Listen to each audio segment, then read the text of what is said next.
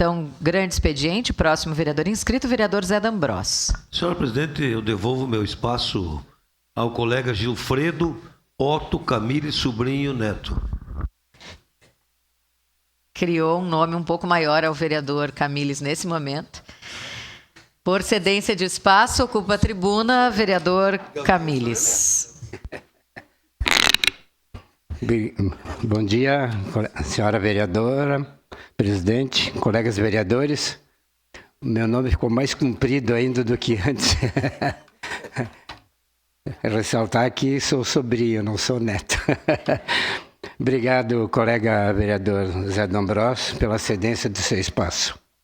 Bom, eu gostaria de falar, colega Felipe Guimmermaier, não foi nada combinado. Foi nada combinado. Eu ando muito pela cidade, pelos bairros, e esse problema é em toda a cidade, todo o bairro.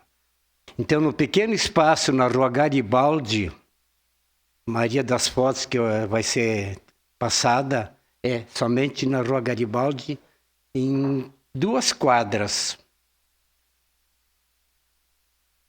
Vai dar sequência,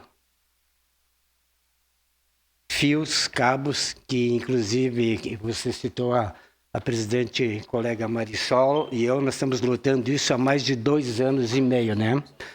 E a gente vê uma improdutividade muito grande, fios, cabos, enrolado em árvores, ali próximo da antiga loja Triqueza, Rua Garibaldi.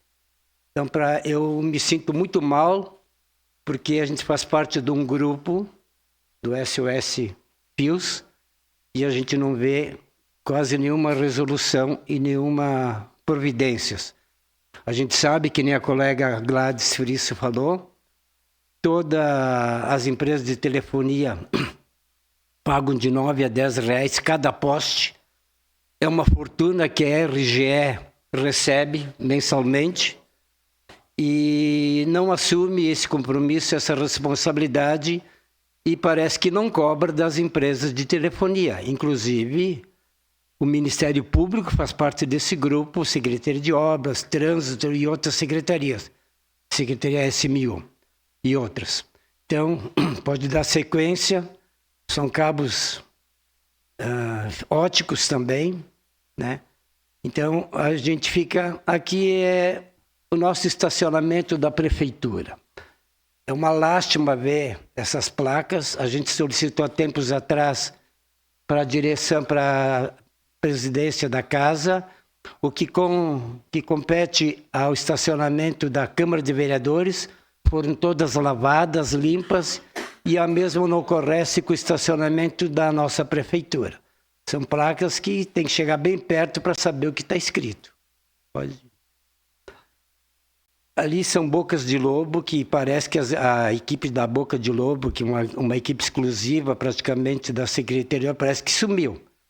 Tem pedidos de bocas de lobo em toda a cidade, os bairros que eu ando, e a gente não está vendo nenhuma providência. Que nem tem indicações, pedidos, né?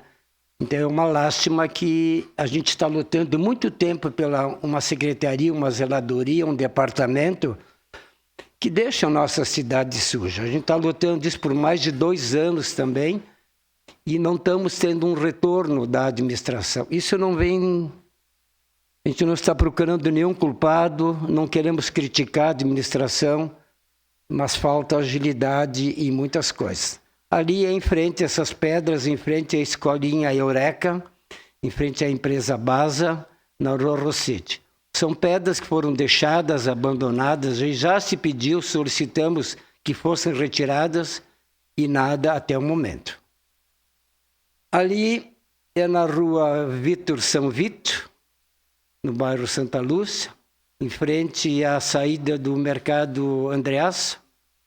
Foi solicitado um recapeamento e essas pedras saltaram desse buraco, e eles se recapearam e até hoje a gente não consegue entender quem recolhe as pedras, Secretaria de Obras ou Codeca. As pedras ficam atiradas no meio da rua e em cima da calçada.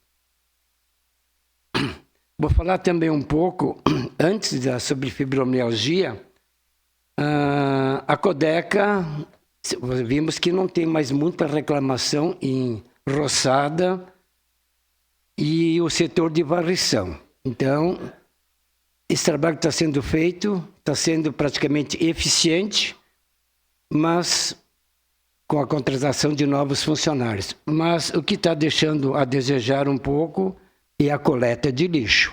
Claro que muitas vezes não é recolhido pela Codeca, são moradores que ainda acho que perderam a noção de colocar móveis, colocar vasos sanitários, colchões, armários na calçada. Isso não é atribuição da Codeca. Vamos falar agora sobre fibromialgia.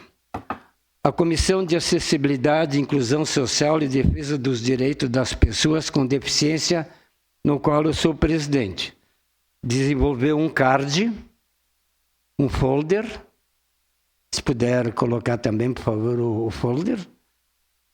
Informativo sobre fibromialgia. O folder tem como objetivo educar, conscientizar as pessoas sobre essa síndrome.